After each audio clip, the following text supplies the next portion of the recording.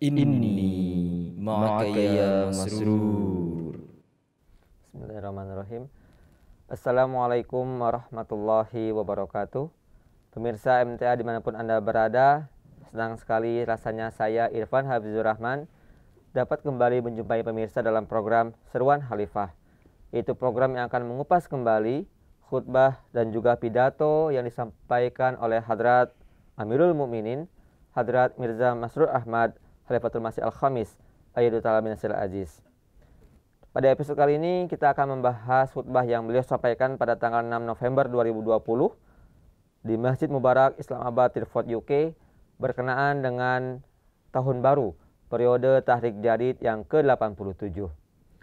Bersama saya telah hadir seorang narasumber yang tentu tidak asing lagi, yaitu Bapak Maulana Rahmat Hidayat Syahid. Assalamualaikum Pak Rahmat. Waalaikumsalam warahmatullahi Baik Pak Rahmat, kita akan mengupas khutbah tentang tahun baru periode Tahrik Jadid yang ke-87.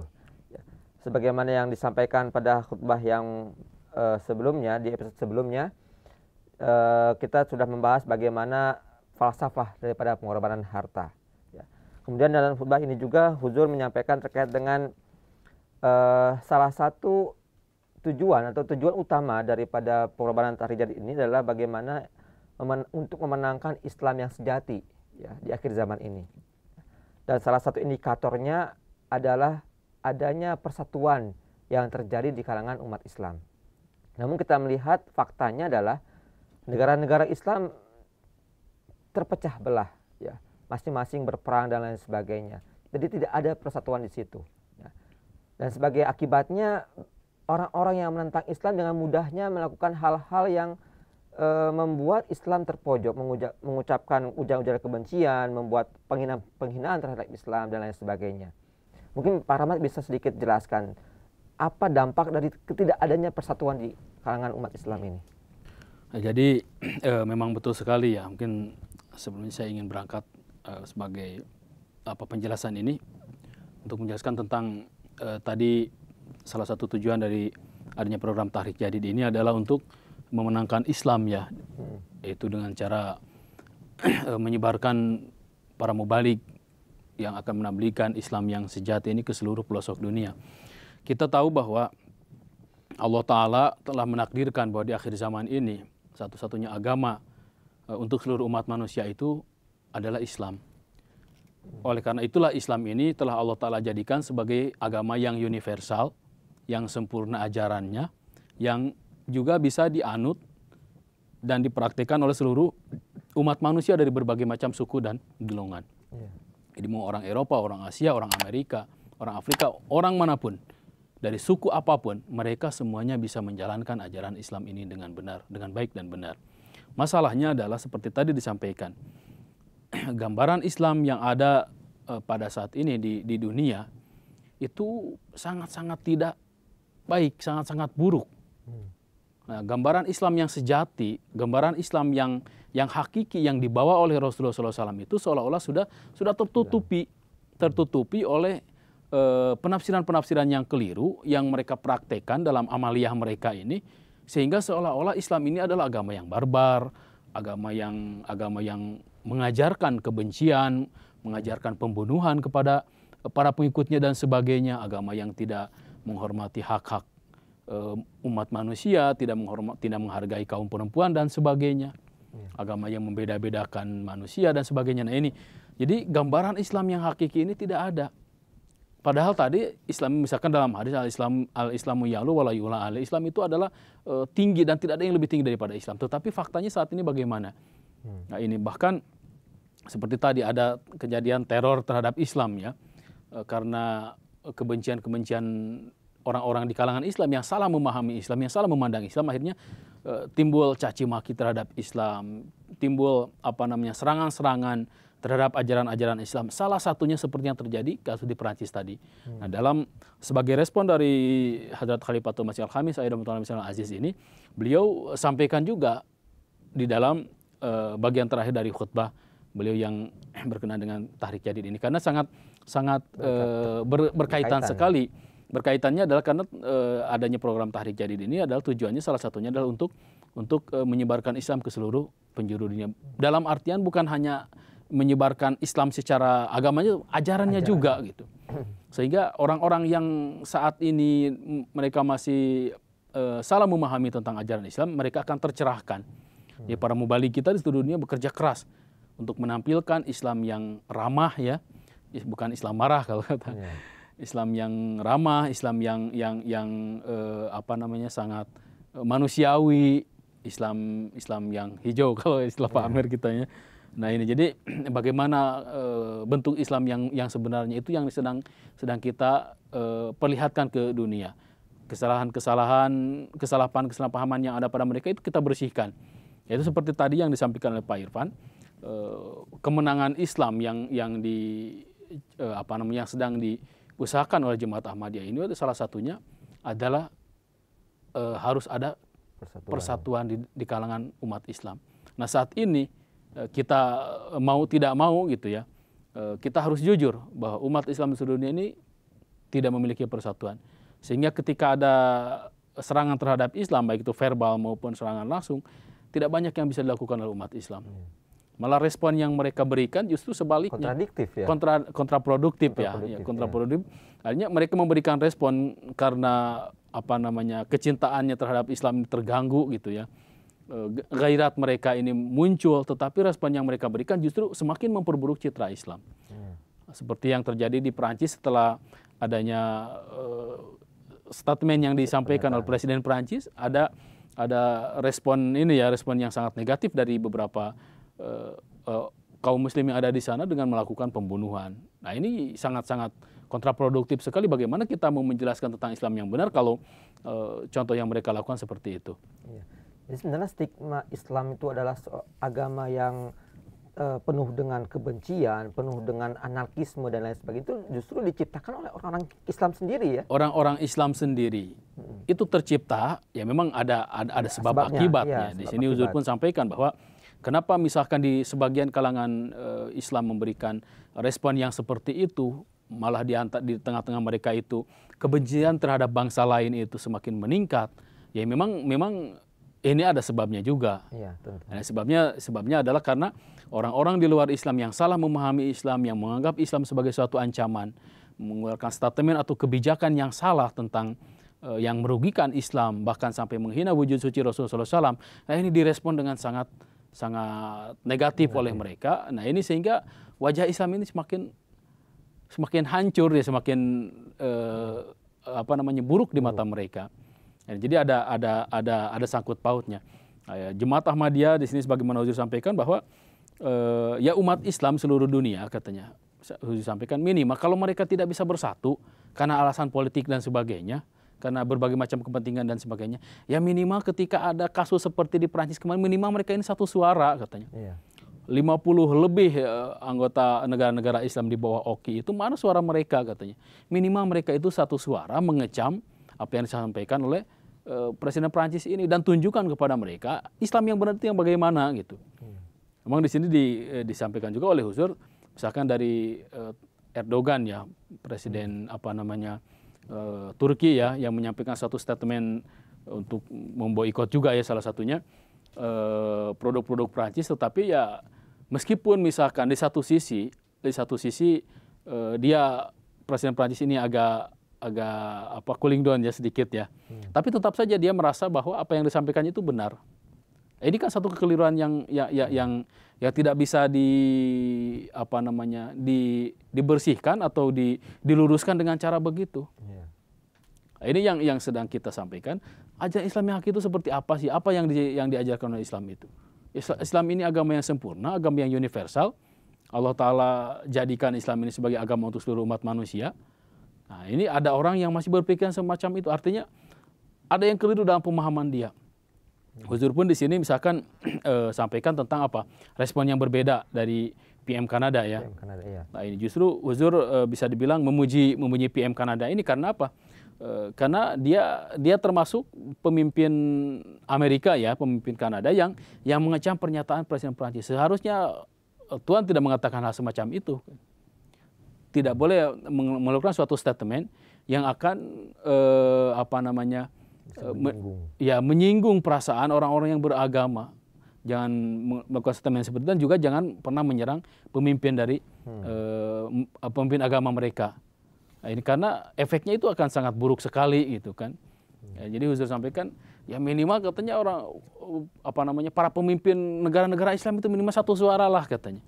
Mereka tidak bisa bersatu saat ini karena berbagai macam kepentingan politik dan sebagainya. Mereka terus berantem, berperang dan sebagainya. Ya minimal mereka satu suara lah, kecam sama-sama. Mungkin tidak ada responnya mana katanya. Respon ada pun ya itu pun tidak bisa menjawab secara sempurna. Sehingga meskipun dia mengubah sedikit sikapnya, tapi dia tetap merasa benar bahwa apa yang disampaikan oleh Presiden Prancis ini bahwa benar katanya, yaitu dengan dalih kebebasan berekspresi itu. Nah, justru kata Huzur, kebebasan berekspresi inilah yang telah menyebabkan timbulnya banyak kebencian di kalangan umat Islam. Mereka boleh menyampaikan pendapatnya, tetapi ada batas-batas tertentu. Al-Quran sudah membatasi itu. Tidak boleh menghina. Misalkan dalam satu riwayat kan, ketika ada kaum muslimin di antara kaum muslimin zaman Rasulullah yang hatinya panas ya, sehingga dia mencaci maki sesembahan orang-orang ini, ya dilarang oleh Huzur. Karena apa? Karena sebagai imbasnya mereka akan mencaci maki Tuhan kita. Demikian juga ketika orang-orang ini misalkan mereka mencaci maki Rasulullah dan sebagainya, akan sebagai timbal baliknya itu akan ada juga di antara orang-orang di antara kaum muslimin yang akan melakukan hal yang serupa, bahkan mungkin lebih buruk daripada itu. Itu salah satunya adalah karena yang menyebabkan begitu kebencian di antara timbul di antara kaum muslimin terhadap bangsa lain itu ada salah satunya karena kebebasan berekspresi yang tidak yang kebablasan ya. Ya bebas sih bebas, tapi jangan sampai juga melanggar hak orang lain gitu. Jadi terlihat jelas sekali bagaimana ketiadaan persatuan ya di kalangan umat Islam, sehingga dengan mudahnya orang-orang yang menentang Islam itu menyerang Islam, baik itu lewat verbal ataupun non verbal ya. Dan kemudian kalau kita lihat juga bagaimana respon yang diberikan oleh orang-orang Islam itu juga justru malah kontraproduktif dengan ajaran Islam yang sesungguhnya ya, sehingga menimbulkan stigma wajah Islam yang buruk di mata terutama orang-orang Barat di sana, non-Muslim di sana. Lalu bagaimana sebenarnya kita menyingkapi ujaran-ujaran kebencian, kemudian juga pernyataan-pernyataan yang sifatnya menghina Islam, terutama yang kemarin disampaikan oleh Presiden Prancis yang mengatakan bahwa Islam adalah agama yang mengalami krisis gitu ya. Krisis.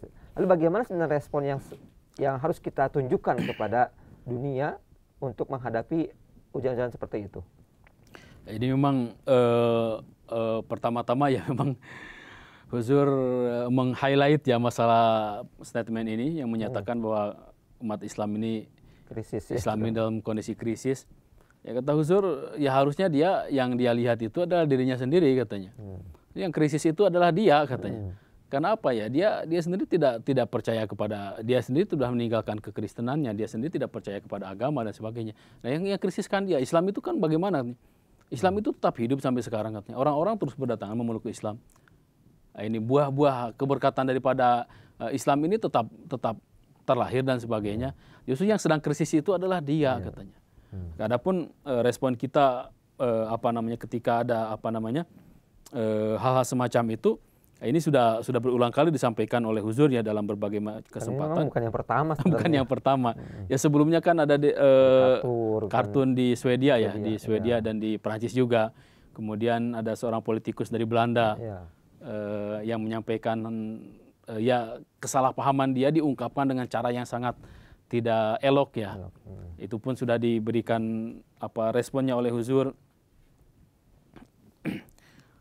Di sini Huzur sampaikan bahwa ketika kasus ini muncul pertama kali misalkan, saat itu saya telah sampaikan mata rantai khutbah yang di dalamnya dijelaskan reaksi yang benar, yakni bagaimana seharusnya kita menyikapi kejadian seperti ini dan apa yang harus kita sampaikan. Dengan reaksi yang benar tersebut seperti yang telah saya sampaikan tadi, memberikan kesan positif di benak orang-orang, dan sampai saat ini kita masih terus mengedepankan cara-cara yang sama. Yaitu apa? Huzur sampaikan di sini bahwa kita harus membela dalam pengertian merespon halnya, tetapi tetap dalam koridor hukum. Nah ini kalau misalkan ada beberapa orang Islam yang gairatnya berlebihan ya, yang gairatnya berlebihan sampai membunuh misalkan dan sebagainya, itu kan melanggar hukum. Jadi respon pertama kita itu adalah apa? Kita tetap harus merespon, menjawab kekeliruan-kekeliruan itu, tapi apa? Yang pertama respon itu adalah harus dalam koridor hukum, tidak boleh keluar dari koridor hukum. Kalau keluar dari koridor hukum, apa bedanya kita dengan mereka? Iya, betul. Dan ini yang selalu disampaikan oleh Huzur. Salah satunya apa? Jelaskan Islam itu seperti apa. Huzur memberikan pidato di parlemen Eropa, di parlemen Belanda juga, di Amerika misalkan di Capitol Hill, menjelaskan bagaimana Islam yang hakiki, sehingga kesannya akan timbul itu kesan yang positif dari mereka. Bukan kesan yang brutal. Tuh kan misalkan, tuh kan benar katanya. Kenapa saya ngomong begitu? Tuh kan benar katanya. Karena ternyata responnya adalah sangat negatif. Tapi silahkan tempuh berbagai macam cara, tetapi dalam koridor hukum. Ya, kita membuat laporan, kita merespon pernyataan yang salah mereka, kita jelaskan apa yang salah dari mereka. Selain itu juga, Huzur secara rohani misalkan kita harus terus-menerus menyampaikan sholawat kepada Rasulullah, baginda Rasulullah SAW, dan juga terus-menerus berdoa baik itu untuk kita sendiri ataupun untuk kaum muslimin secara umum, dan juga untuk mereka yang non muslim ini, supaya mereka diberikan pemahaman yang benar tentang Islam. Termasuk di sini yang digarisbawahi oleh Huzur adalah semoga Huzur sampaikan PM Kanada misalkan, supaya dadanya itu dilapangkan oleh Allah Ta'ala. Nah, ini panjang lah ya kalau kita bahas masalah ini. Tapi setidaknya 3 respon ini yang disampaikan oleh Huzur adalah kita harus merespon, harus menjawab semua itu, tetapi tetap dalam koridor hukum. Kemudian respon yang kedua adalah kita harus sebanyak-banyaknya membaca sholawat untuk Rasulullah SAW. Dan yang ketiga kita harus berdoa kepada Allah Ta'ala, supaya mereka-mereka yang masih memahami kesalahpahaman ini, yang masih memendam kesalahpahaman ini, akan diluruskan oleh Allah Ta'ala pemahaman mereka. Dengan cara yang indah sebenarnya ya, bukan dengan cara yang barbar, anarkis. Malah ya kita kan sering menemukan ketika umat Islam merespon hal-hal yang seperti itu, mereka turun ke jalan, unjuk rasa, bahkan sampai merusak fasilitas umum, bahkan juga sampai ada melakukan pembunuhan dan lain sebagainya. Justru itu yang tidak boleh ya, tidak boleh bertentangan dengan ajaran Islam ya. Kita harus menampilkan bagaimana Islam itu adalah agama yang membawa perdamaian, agama yang indah ya. Dan memang hal ini baru bisa dilakukan ketika kita langsung datang ke tengah-tengah mereka. Misalkan dalam media itu kan terbatas. Nah, kita juga selain itu ya harus ada upaya yang lain, datang kepada mereka, ke tengah-tengah mereka, sampaikan Islam seperti apa. Dan inilah yang sedang dilakukan oleh Jamaah Muslim Ahmadiyah di seluruh dunia melalui pertabligan Islam ini. Dan salah satu sarana untuk melakukan itu adalah dengan program Tahrik Jadid tadi. Ya, kita yang duduk di sini misalkan di Indonesia, ya kita dengan ikut dalam program program Tahrik Jadid ini, kita pun berkontribusi dalam tabligh Islam ke seluruh pelosok dunia. Uang yang kita infakkan dalam fisabilillah ini akan terkumpul, akan dipakai untuk menyebarkan, balik ke seluruh pelosok dunia. Ke orang-orang yang belum tersentuh oleh tabligh Islam, akhirnya mereka pun tersentuh oleh tabligh Islam. Ya, kita pun ada di dalamnya, kontribusi kita pun ada di dalamnya. Selama kita melakukannya dengan niat yang ikhlas lillahi ta'ala, sebagaimana Huzur sampaikan di bagian awal episode sebelumnya ya. Dan juga caranya yang benar. Karena cara yang benar di sini apa? Jangan sampai kita melupakan hak-hak istri dan anak. Saya mau ikut program Tahrik Jadid semuanya tanpa memikirkan keperluan, itu pun dosa, kata, mengabaikan mereka pun dosa, kata Huzur. Jadi motivasi yang benar dan sesuai dengan instruksi itu salah satunya dengan menghormati hak-hak dan kewajiban kita juga terhadap keluarga. Tanpa menyampingkan kebutuhan anak istri kita di rumah. Betul. Ya. Jadi salah satu respon yang Huzur sampaikan untuk menghadapi orang-orang seperti itu adalah dengan mengirimkan surat Pak Rahmat ya kepada para pemimpin dunia terkait dengan bagaimana respon yang harusnya diberikan oleh umat Islam, dan juga bagaimana ajaran Islam yang sesungguhnya. Ya. Mungkin Pak Rahmat bisa ceritakan terkait dengan usaha-usaha daripada jemaat ini. Memang tadi sudah saya sampaikan juga ya, apa yang Huzur jelaskan itu, bahwa salah satu caranya juga adalah merespon itu dalam koridor hukum ya, tidak boleh keluar dari aturan yang disepakati bersama gitu. Nah, ini di sini misalkan Huzur sampaikan dengan membunuh beberapa orang, memang tampak semangat yang menggelora gitu, tapi secara jangka panjang apa manfaatnya gitu. Justru mereka tadi akan seolah-olah mendapatkan pembenaran dari apa yang mereka simpulkan selama ini. Betul. Nah di sini Huzur sampaikan bahwa bahkan dalam masa pandemik ini pun, kata Huzur, saya telah mengirimkan untuk tujuan tersebut, menjelaskan tentang Islam yang hakiki seperti apa dan seharusnya mereka melakukan apa untuk menghentikan kekacauan seperti itu. Nah ini teror-teror seperti itu tentu harus dihentikan. Nah itu harus seperti apa sikap mereka. Di sini Huzur sampaikan, Huzur menyampaikan mengirimkan surat ya kepada mereka, kepada para pemimpin negara. Nah selain itu ya saya juga menulis surat, kata Huzur, kepada Presiden Prancis. Yang di dalam surat tersebut saya menyampaikan peringatan dengan mengutip sabda Hadrat Masih Maud SAW bahwa azab dan bencana ini datang dari Allah Ta'ala disebabkan oleh kezaliman-kezaliman yang terjadi. Sehingga saya sampaikan agar Anda semua perlu untuk memberikan perhatian serius akan hal ini. Ya, jadi tidak serta-merta hal ini terjadi. Ini adalah buah dari kezaliman mereka. Akhirilah kezaliman, tegakkan keadilan, dan berikanlah keterangan dengan berdasar pada kebenaran. Artinya, ketika mereka akan memberikan suatu statement, akan memberikan satu pendapat tentang satu isu yang sedang beredar, ya haruslah yang melandasinya itu adalah kebenaran, bukan semata-mata supaya voter dia semakin tertarik kepadanya. Nah ini jadi jangan sampai statement dia ini malah menyesatkan rakyat gitu, menyesatkan rakyat karena statement ini tujuannya adalah politik misalkan seperti tadi di awal disampaikan, sehingga kebenaran mereka abaikan. Jadi jangan seperti itu katanya. Jadi ketika mengeluarkan statement itu, landasan dia berkata seperti itu harus benar, kebenaran. Nah ini sehingga ketika itu terjadi, ketika kezaliman mereka hentikan, ketidakadilan mereka hentikan, mereka menegakkan keadilan bagi seluruh umat manusia, misalkan termasuk di dalamnya ada kaum muslimin, maka dengan sendirinya teror-teror seperti itu akan hilang. Nah ini dan juga tadi kata Huzur, ketika mengeluarkan sebuah statement itu harus berdasarkan kebenaran. Dan ini adalah kewajiban kami mengingatkan mereka. Apakah mereka akan menerimanya atau tidak, itu adalah urusan mereka. Tetapi dua hal ini, apakah mereka menerima atau tidak, pasti ada konsekuensi untuk mereka dan juga negaranya. Ya, itu salah satu upaya yang telah dilakukan oleh kita jemaat yang dalam batasan koridor hukum yang berlaku ya. Betul. Tidak melewati daripada koridor tersebut. Betul. Ya. Ya baik Pak Rahmat, jazakumullah atas penjelasannya, sangat luar biasa. Semoga apa yang tadi kita bahas bisa bermanfaat untuk para pemirsa di rumah. Mudah-mudahan, insya Allah. Baiklah pemirsa MTA dimanapun Anda berada, demikianlah pembahasan kami terkait dengan khutbah Huzur yang beliau sampaikan pada tanggal 6 November 2020. Semoga apa yang tadi kami sampaikan, apa yang tadi kami bahas dapat bermanfaat untuk kita semuanya. Akhir kata, saya dan juga kru yang bertugas undur diri. Wabillahi taufiq wal hidayah. Assalamualaikum warahmatullahi wabarakatuh.